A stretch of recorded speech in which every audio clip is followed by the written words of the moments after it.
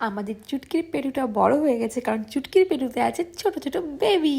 তো আমাদের চুটকি হয়েছে প্রথমবার মা, আর আগের বছরও নিজে এরকম ছোট একটা বাচ্চা ছিল, আর প্রথমবারেই ও একটা নয় দুটো নয় একেবারে ছোট বাচ্চার মা হয়ে গেছে। যেহেতু বেশ ভালোই ঠান্ডা পড়ছিল, সেই জন্য বাধ্য হওয়া যেসব পুরনো জামা প্যান্ট ছিল আর সোয়েটার ছিল সেগুলো দিয়ে করে দেওয়া হয়েছিল একটা দারুণ গরম জায়গা। এরপর মা দিয়ে দিয়েছিল খেতে, আর এই দেখো এখন এরা ঘুমিয়েও পড়েছে, যাতে উপর থেকে ওদের গায়ে কুয়াশা না পড়ে সেই জন্য করে দিয়েছিলাম উপর দিক থেকে একটা ছাদ।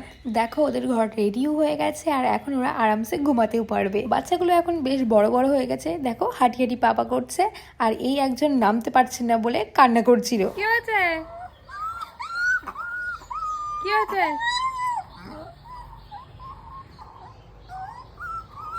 এবার দেয়, এবার দেয়। উনি তো কিছুতেই নামতে পারছিল না, সেই জন্য ওকে নামাটা শিখিয়েই দিলাম। আর এই দেখো এখন আর কোনো কান্না ধান্না নেই, এখন শুধুমাত্র মায়ের কাছে যাবে আর খাওয়া দাওয়া হবে। আর এই যে ইনি যে এখন আসছে, ইনি হলেন কালী, চুটকি এর মা, মানে এই বাচ্চাগুলোর হচ্ছে দিদা। দিদা তো প্রথমে পাত্তা দিচ্ছিল না, এরপর দিদা একটু ভালোবাসতেই ভীষণ খুশি। এখন তো এনারা ভীষণই দুষ্টু হয়ে গেছে, একটুও বাড়ি থাকতে চায় না, শুধু বেরিয়ে বেরিয়ে চলে আসে। সেই জন্য আমি এখানে ঘিরে দিচ্ছিলাম, কিন্তু আমার কোনো কথা এরা শুনছে না।